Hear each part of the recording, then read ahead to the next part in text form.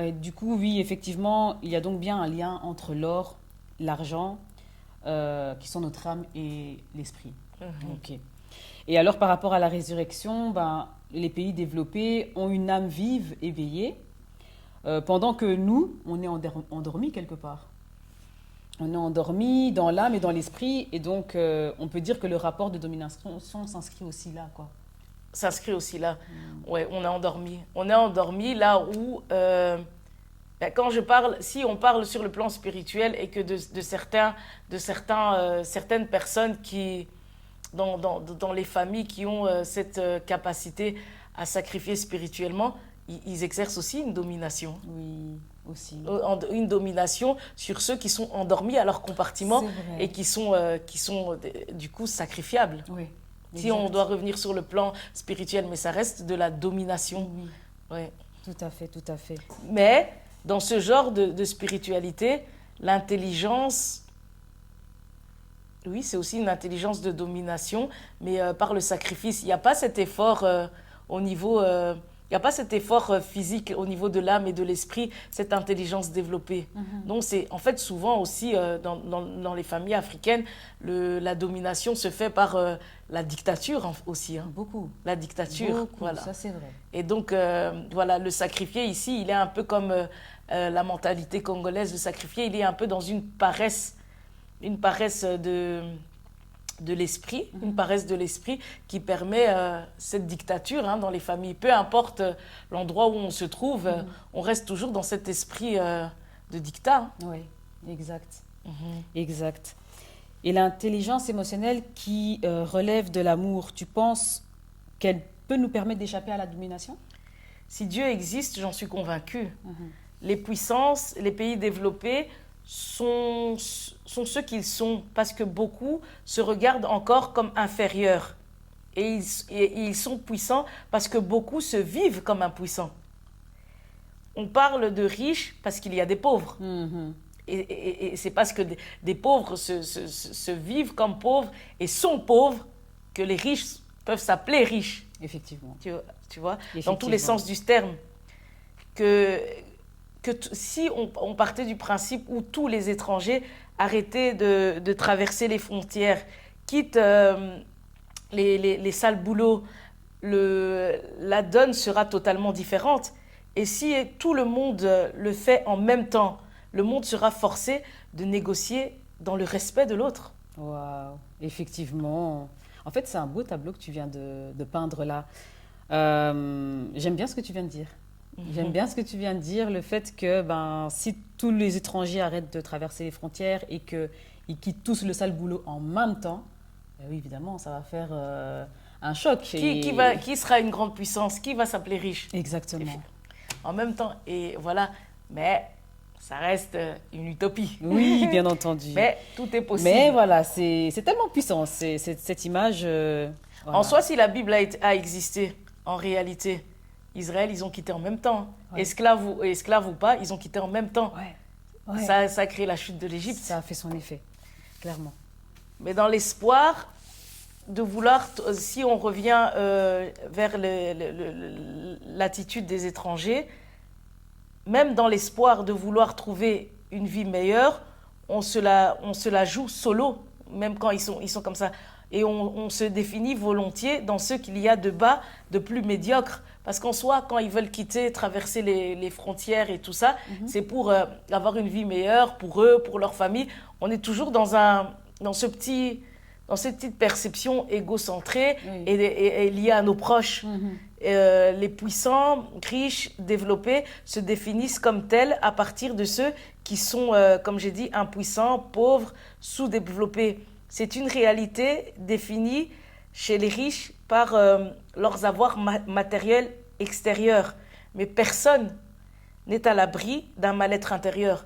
Riche, pauvre, développé, sous-développé, personne n'est à l'abri. Celui qui domine pourrait exister et forcément détourné de lui-même. Oui. Et c'est le fait d'être détourné de soi-même aussi qui crée un mal-être intérieur quelque part, même s'il y a des avoirs matériels. Non, Le fait d'être... Tu peux répéter? C'est le fait d'être détourné de lui-même, même s'il a des avoirs matériels, Oui. il est déjà détourné de lui-même et donc du coup il a aussi un mal-être intérieur. En soi, mon mal-être, c'est dans le sens où on a tous des compartiments monde, oui. manquants, on a tous des besoins. On est des avoirs matériels. On a tous des avoirs.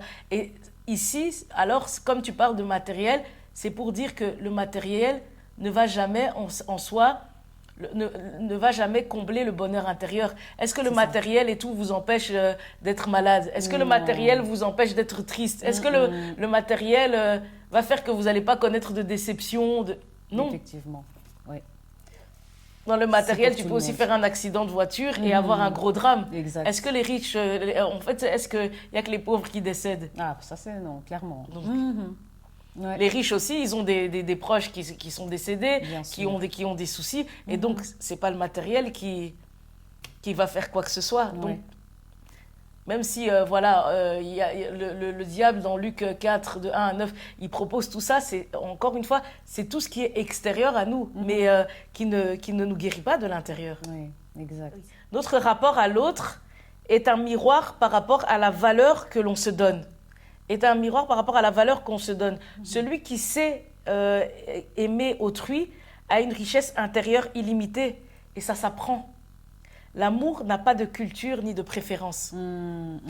Donc, comme je dis, celui qui est dans la domination, en soi, comme je le souligne, c'est son miroir. Si tu domines l'autre, c'est la manière dont tu te considères que tu renvoies en soi. Ah oui. Waouh, effectivement. Mais du coup, pour récapituler un peu, le diable domine le monde parce qu'il élève d'office là où il y a une carence. Donc on finit tous un jour tout simplement par tomber, qu'on soit puissant, impuissant, pauvre, riche. Et la mort étant le commun des mortels, signature et instrument de contrôle. Donc on peut se dire aussi que la mort trouve sa consistance parce que le faible permet au plus fort de se définir comme tel et inversement. Et inversement. Voilà. Ok. On peut... Très beau résumé. Ok. Donc, pour en revenir à ce résumé, comme je dis, c'est un peu ça. Le faible part d'un mal-être intérieur pour se bâtir dans une identité de faible, ce qui permet à l'autre de nier son mal intérieur et de s'appeler fort, grâce au complexe de supériorité qu'il active grâce à l'identité apparente du faible. Ouais. Ça dépend quand même de l'autre. En fait. Exactement. L'étranger aussi, en comparant l'extérieur, voyant son pays moins structuré, les services de base qui battent de l'aile au sein de son pays, il va aduler les pays développés, chercher à vouloir s'y rendre, ce qui est une réaction totalement humaine et normale. Mais ça va... c'est quelque chose qui va doper l'énergie, la supériorité des pays stables. Logique, Oui. tu vois. Oui. Les faibles sont ceux du bas de la pyramide, les murs porteurs. Quand Israël est parti, comme je disais, l'Égypte au sommet est tombée. Ouais. Et ce que tu dis là, ça rejoint un peu ce que tu disais juste avant, hein, avec le fait de tous arrêter en même temps de faire les sales boulots. Ben, ça ferait que les Occidentaux tomberaient aussi, quelque part. Et ils seraient donc forcés de négocier le respect, comme tu l'as dit, de manière utopique. Exactement. Ouais. Mais comme j'ai dit, en partant, Israël a développé un mindset, un mindset semblable à l'Égypte. Ils se sont tournés vers l'idolâtrie, la domination. Et on verra que toute cette génération est morte dans le désert. Ça reste un esprit d'esclave parce qu'eux-mêmes, qu'est-ce qu'ils vont faire? On va voir qu'ils vont sacrifier leurs enfants. Ouais. Dans le livre des rois, après, plus tard, ils vont sacrifier leurs enfants. Et en soi, qu'est-ce qu'ils vont faire? Là où l'Égypte a rendu esclave Israël vont sacrifier leurs propres membres de leur communauté. Et c'est une réalité qui s'est retrouvée dans l'esclavage en Afrique et qu'on voit encore dans ce que je renvoie dans la spiritualité au sein des familles, où on sacrifie les enfants et tout ça. Et donc, ils se tournent vers... ils font un dieu, Mammon, l'idolâtrie. Et derrière toute cette logique d'idolâtrie, en fait, ces idoles demandent des sacrifices. Ils demandent le sacrifice du sang. Et on verra aussi qu'Israël, il y aura des esclaves, en fait.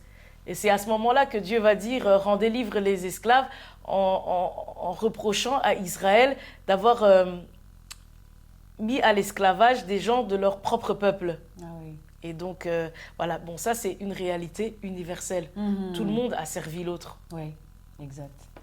Exact. Et du coup, idéalement, il faudrait travailler sur l'âme et l'esprit afin de tout simplement se débarrasser justement de ce mindset d'esclave, quelque part. Exactement. Et c'est exactement ce que tu fais au travers de ce témoignage, déjà. Voilà.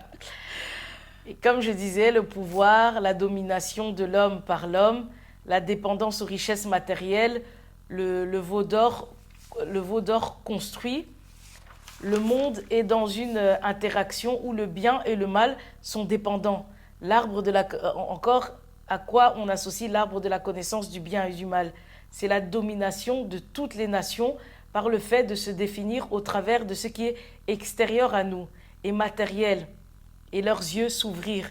Et donc, on se domine mutuellement. Effectivement.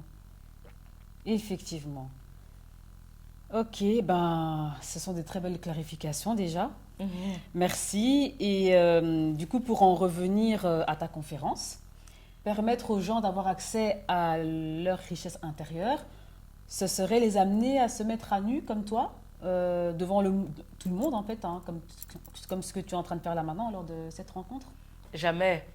Jamais. Je vais juste définir avec eux les différents types de familles, les aspects importants dans une famille, les différents rôles. On faire des exercices ensemble. J'ai également proposé à certains de mes patients de partager leur expérience, au travers de mes thérapies, afin que ceux qui viendront lors de cette conférence aient des outils pour pouvoir se raconter, méditer, réfléchir sur eux-mêmes, pouvoir se mettre à nu pour soi et trouver son bonheur. Et si besoin est, pourquoi pas me poser des questions, notamment s'ils ont vu cette conférence et m'approcher de plus près, s'il y a des échanges qu'ils voudront avoir. Après avoir vu le témoignage, oui, effectivement. Je suis ouverte. Effectivement. Ben, génial que tu nous en dises plus sur la conférence. Et tu nous donneras aussi les outils pour méditer sur soi et par nous-mêmes. Exactement. Okay. Exactement.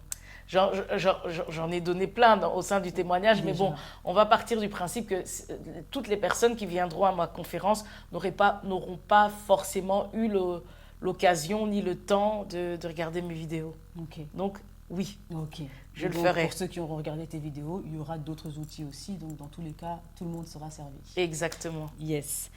Et toi, du coup, pourquoi est-ce que tu n'as pas opté pour la démarche de se mettre à nu pour soi et comment vaincre aussi la mort de manière à pouvoir sortir de ce système dominé? En soi, j'ai eu peur, Fanny, tu vois. J'ai eu peur. Ah bon? Peur de mourir, tu vois. Oui, ok.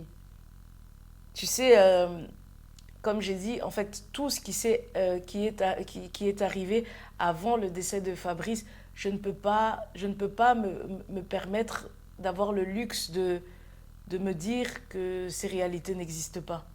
Ces réalités n'existent pas. Et puis, quand tu vois qu'après, même sa mort, j'ai eu à rencontrer de telles choses, tu dois être aguerri, tu dois considérer cette réalité. Par exemple, admettons que tu es poursuivi dans la nuit par des personnes, tu es dans des petites ruelles et tout, que tu sens qu'on veut te tuer. Ça, c'est sur le plan réel et physique. Okay. Qu'est-ce que tu vas faire? Je vais crier, je vais aller là où il y a des gens. Tu vas faire quoi? Je vais aller là où il y a des gens. Tu vas aller là où... crier, voilà. Me faire entendre. Eh bien, pareil. Moi, je me montre devant le monde. Je me montre devant le monde malgré moi pour vivre. Oui, je vois. L'oppression spirituelle a été réelle. Maintenant, pour parler encore une fois, ce n'est pas pour convaincre, c'est pour partager ce qui, pour moi, est de l'ordre d'une vérité. Je partage ma vérité.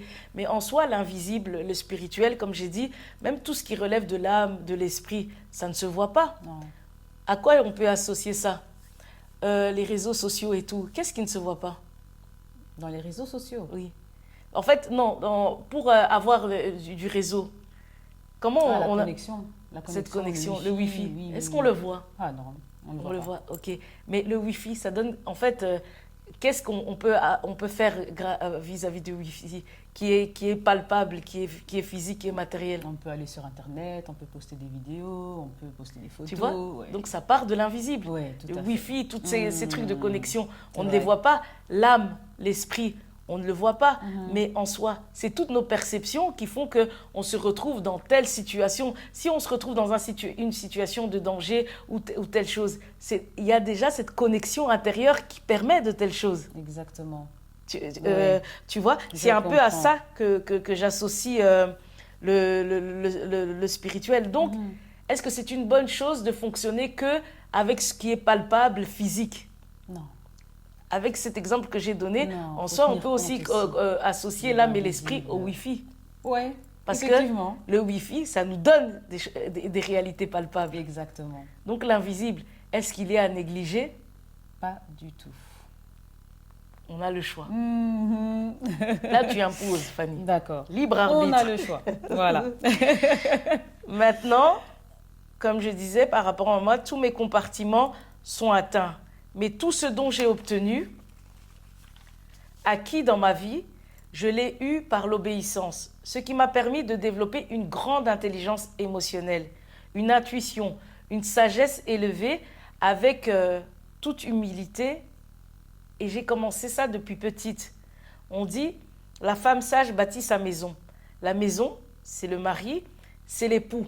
Tu vois, mes compartiments touchés. Ici, il est décédé. J'ai peur. Que faut-il faire? Comment on renverse un système? Moi, je te réponds par le nombre. Les requins, les caïns, tu vois, sont en nombre. Il faut combattre le nombre par le nombre pour moi. Mhm. Ah ouais. Oui, quand tu dis ça, en fait, quelque part, je vois un équilibre qui se met en place. Étant donné qu'il y a un grand nombre d'un côté, ben, il faut amener aussi ce grand nombre pour pouvoir combattre l'ancien système. Et je l'avais dit, hein, il y avait un verset qui expliquait que les enfants de lumière ne sont pas habiles. Les enfants de cette génération sont très habiles. Et c'est ça qui crée le déséquilibre. Hein. C'est ça. Il y a un déséquilibre et souvent, ceux qui sont en train de courir sur le terrain, souvent ils sont seuls et isolés ou en plus petit nombre que ceux qui sont sur les gradins en train de regarder. Ils sont nombreux. Israël, c'était une grande population. Je pense qu'ils étaient des millions. Okay. Mais en fait, ils sont nombreux à être endormis. Oui. Tu vois, oui, ils sont nombreux à être endormis. Et donc, en fait, ce qui fait aussi que les requins, les caïns sont nombreux. Ils peuvent être nombreux si, en fait, ça fonctionne par le vol et le vol de l'autre, que ce soit les vols matériels, le vol énergétique, le vol spirituel. Mais c'est parce qu'il y a aussi... En fait, pour qu'ils soient autant nombreux, c'est qu'il y a beaucoup de personnes qui sont absentes au gradin de leur vie. Parce que si ça fonctionne... Parce que si, on parle des puissances qui ont pu prendre les richesses du Congo. Le Congo, c'est une grande population. C'est ça. Donc, c'est pour expliquer que nombreux sont ceux qui dorment. C'est ça. Donc, nombreux doivent être ceux qui se réveillent. Ceux qui sont éveillés sont nombreux et organisés. Oui. Entre eux aussi. Caïens, les requins, ils sont nombreux. Mais ils sont nombreux parce qu'il y a beaucoup qui dorment. Oui. Donc, il faut que ce nombre se réveille pour, remettre l'équilibre. Comme on avait parlé, négocier le respect. Oui. Sortir en même temps. Ok. Yes. Et ça, je pense que c'est un tour de force qui n'est possible que si Dieu existe. Je pense que c'est un tour de force, sinon impossible. Oui. On a dit que la parole, c'est la connaissance qui donne la résurrection, la vie. La Sainte Seine, c'est le moyen de nourrir une multitude. Je nourris par la sagesse et sa mort. La sagesse et l'intelligence émotionnelle que je mets ici dans toutes les vidéos. Et je pars de sa mort, en fait. Oui. C'est sa mort qui nous réunit ici. Donc, ça permet à plusieurs d'ouvrir les yeux en même temps. La résurrection des âmes et des esprits. Parce que je touche combien de personnes au travers des réseaux sociaux. Donc, je pose un autre ordre. Et les oppresseurs spirituels reculent. Ce n'est pas un système, un ordre pyramidal, mais c'est un ordre, un système divin, vivant, qu'on est en train de renvoyer ensemble. Tu y contribues aussi. Oui, effectivement. Et on forme l'étoile brillante du matin, un soleil qui réchauffe le monde durant le jour. Pas d'étoiles qui brillent pour soi, séparées des autres, qui ont besoin de la nuit, du mal, du manque, des ténèbres pour briller. D'ailleurs, en soi, c'est gratuit ce que je fais. Oui, tout à fait. Et donc, je ne me la joue pas solo. Et d'ailleurs, j'avais dit, c'est une autothérapie collective. Je suis dans cette dimension et on parle de... Tu vois, toutes ces personnes qui sont Caïn, Abel, qui sont aiguisées avec une intelligence académique, qui savent faire tourner la loi de l'offre et de la demande, ils sont dans une concurrence loyale ou des fois déloyale. Mais c'est ça, en fait, là où les étoiles brillent durant la nuit. Tu vois, c'est des concurrences. Bon, en général, souvent, c'est loyal. Tout le monde fait en sorte que les choses se passent bien. Tu ne vas pas voir dans un commerce une personne, toi qui es dans l'alimentation, en soi, les gens vont se plaindre si un vend ses chinkwang à 1 euro et que vous les vendiez à 3,50 €, vous allez vous battre. Bien et sûr. donc, pour que tout le monde...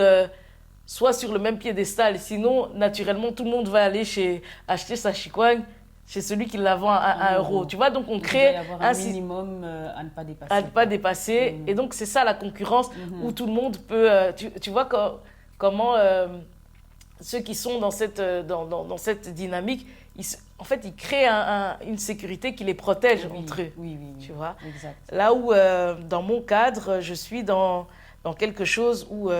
on est dans cette réciprocité, ça se troque, cet échange gratuit. Ouais, Tu vois. tout à fait.